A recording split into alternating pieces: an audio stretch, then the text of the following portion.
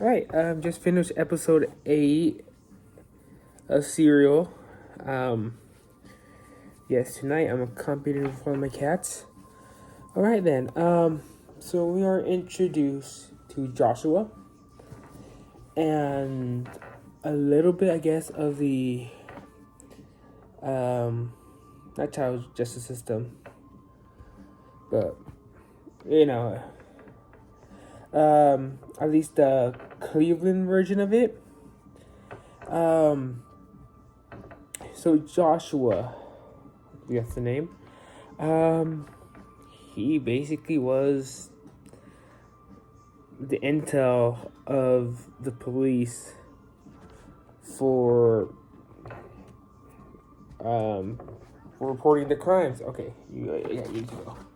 Enough of that. You need to go. Okay. Um, yeah, he reported. He kind of knew everything.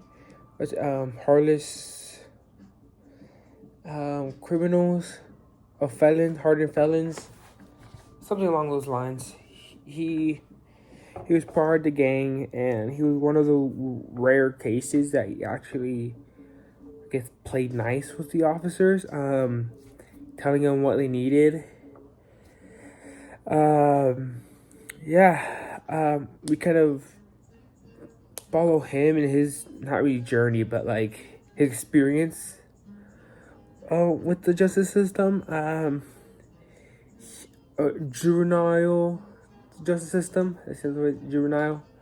Um, so we're introduced that in Cleveland, it's quite normal to make a deal where, like I said, I really don't know much about it. I just saw what Cleveland does, so I'm gonna be basing off what it said on the podcast. That in Cleveland, you can kind of make like a deal where it's like, if you behave in the juvenile thing, I forgot, like detention thing, like do your like time there with good behavior, it won't show in your adult records. And Joshua did that, right? He played nice. He played by the rules. He did what the officers told him. No, he told him about crimes that were committed, crimes that were about to be committed. Just telling them everything they need to know. It was like, some officers told him like, "Hey, thank you for the help. Then we would check up on you, and stuff like that." But by the sound of it, it kind of sounded like a false promise. It was something like just encouraging him to keep spilling more. We learned that yeah, it's as I won't say corrupt, but like it's as bad as a normal prison is, or even worse. Different blocks, right, or run by different gangs. Well, the hardened felons or something like that.